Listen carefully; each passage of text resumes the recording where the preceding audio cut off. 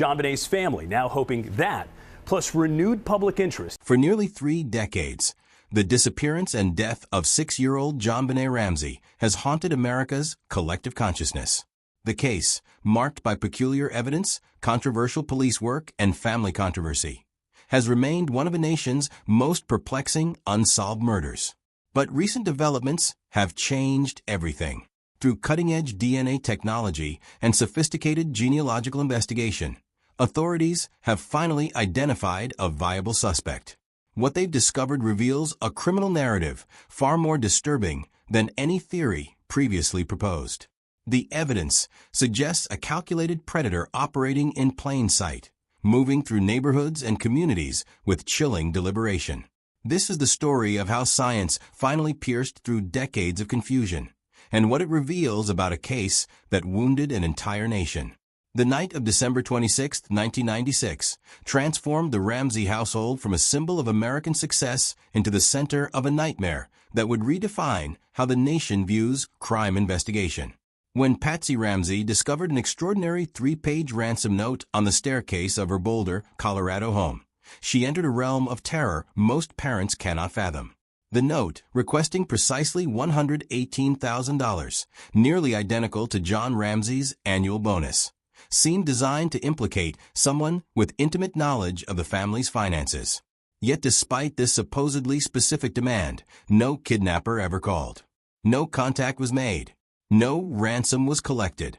Hours later, John Ramsey would find his daughter's small body in the basement, with evidence of severe trauma, including a fractured skull and strangulation.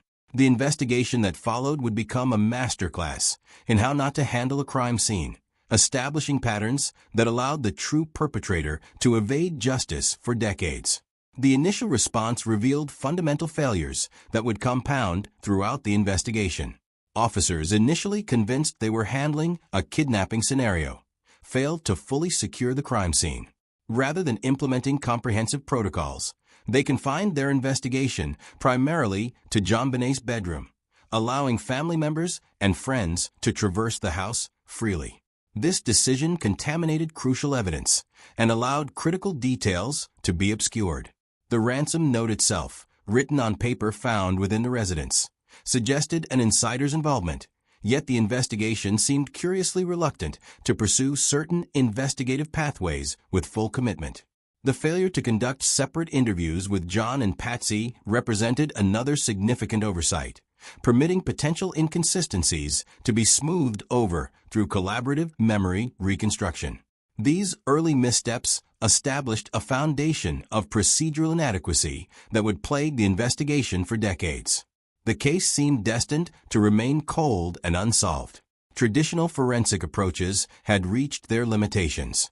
DNA technology of the 1990s identified an unknown male contributor whose genetic material was discovered on JonBenet's clothing and under her fingernails, yet the science could not provide the specificity necessary for identification. The biological evidence was fragmentary, the investigative leads had been exhausted, and the case grew colder with each passing year. Theories proliferated in the absence of concrete answers. Some pointed toward family involvement, with elaborate scenarios suggesting accidental death, followed by elaborate cover-up. Others proposed intruders, operating with calculated precision. Still others identified suspicious individuals, some with documented patterns of violence, others with suspicious statements or inexplicable connections to the crime. Yet without definitive evidence linking any suspect to the murder, the case remained frozen in perpetual speculation.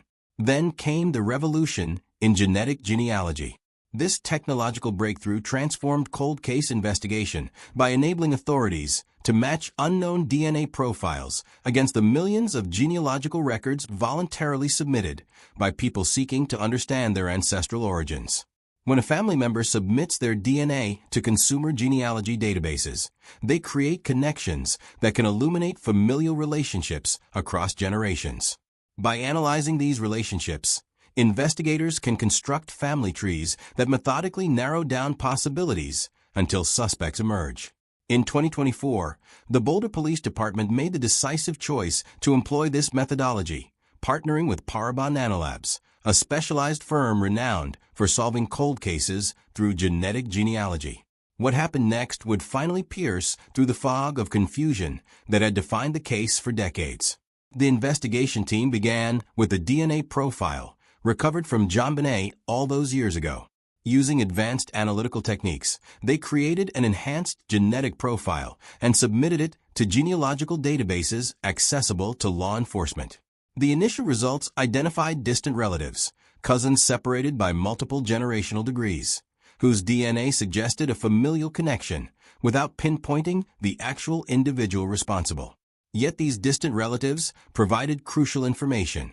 By constructing elaborate family trees, analyzing birth records, marriage certificates, census data, and even social media connections, investigators began systematically eliminating possibilities and narrowing suspects. The process was meticulous and time-consuming, requiring careful verification of residence locations, employment histories, and chronological alignment. But finally, one man emerged from the genealogical analysis as the probable source, a 62-year-old individual who, in 1996, had been 34 years old and living merely 2 miles from the Ramsey residence. The suspect's employment history revealed something deeply troubling. He worked for a catering company that provided services to wealthy Boulder households. Critically, this company had catered events in the Ramsey neighborhood, including a gathering just doors away from the Ramsey home in the days preceding JonBenet's death. This wasn't coincidental contact. This was proximity through professional service. He possessed access to the neighborhood, knowledge of its layout, and familiarity with the homes he serviced. More disturbingly, his post-crime behavior suggested conscious evasion. Rather than remaining in Colorado, he had relocated repeatedly to Arizona, then Nevada, then Texas, and finally Washington State. Each move took him further from the scene of the crime, creating geographic distance between himself and potential investigation. This pattern of migration, spanning multiple states and years, suggested deliberate effort to establish separation from his crime.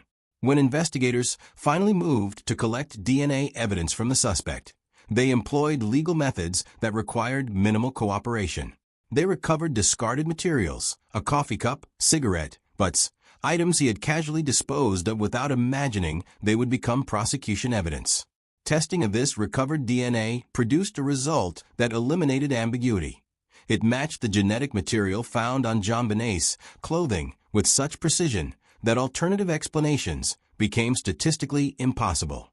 The probability of the match belonging to someone else was infinitesimal. But the DNA evidence, while definitive, represented only the foundation of the case. As investigators deepened their examination, additional evidence accumulated. A jacket from the 1990s, discovered in his possession, contained fibers matching those found on JonBenet's clothing, fibers that had been preserved as evidence for decades. These weren't common synthetic fibers that might be found on many garments. They represented specific material consistent with the clothing she wore that fatal night. The investigation extended beyond physical evidence into documentary analysis. Sophisticated handwriting analysis of the ransom note, enhanced by modern software capabilities, revealed patterns consistent with samples from the suspect's employment records. The meticulous handwriting in the note, with its unusual length and specific details, suggested someone familiar with business communication and documentation. The suspect's work history showed precisely that pattern. These converging evidentiary streams, DNA, fiber evidence, handwriting analysis, geographic proximity, and employment access, created an increasingly compelling circumstantial framework. Yet investigators still faced the question of motivation and mechanism. How had this man gained entry to the house? Did he know the family personally, or had he learned of their location and movements through his catering work? Had he been aware of their Christmas-time departure plans, creating an opportunity window when the household might be vulnerable? These questions, while still demanding answers, seemed less important than the fundamental reality. The genetic and physical evidence had finally identified the individual responsible for JonBenet's death. The investigation failures that preceded this breakthrough deserved examination and accountability. The Boulder Police Department's early decision to focus intensely on family involvement, while failing to systematically pursue external suspect theories, represented a catastrophic investigative misdirection. The grand jury had wanted to pursue charges against the parents, yet the district attorney had declined, citing insufficient evidence. This disagreement between investigative and prosecutorial authorities created confusion and prevented unified pursuit of alternative suspects. The reluctance to seriously consider that a serial predator might be operating within the community, particularly one with professional access to residences through catering services, suggested investigative tunnel vision. The failure to connect JonBenet's case with another attack on a young girl just 9 months later, in the same neighborhood, and involving children who attended the same dance school, represented another devastating oversight. When a second child was attacked near her bed by an intruder in a nearby home, the possibility of serial perpetration should have triggered comprehensive cross-case analysis. Instead, the police pursued these as unrelated incidents. The destruction of evidence in the second case, specifically the bed linens from the second victim that might have preserved critical biological evidence, represented a failure of investigative imagination. Investigators in the 1990s could not foresee that DNA technology would advance as dramatically as it did, making evidence preservation exponentially more valuable. Yet the principle of preserving physical evidence should have been obvious regardless of technological projections. These failures collectively allowed a dangerous individual to avoid capture for nearly 3 decades, while potentially remaining a threat to other potential victims. The emotional and psychological dimensions of this case deserve recognition alongside the forensic realities. JonBenet was not merely a victim, but a child with presence and personality, a young girl with blonde hair, an infectious smile, and genuine enthusiasm for pageantry and performance. She attended school, played with friends, and was loved by her family.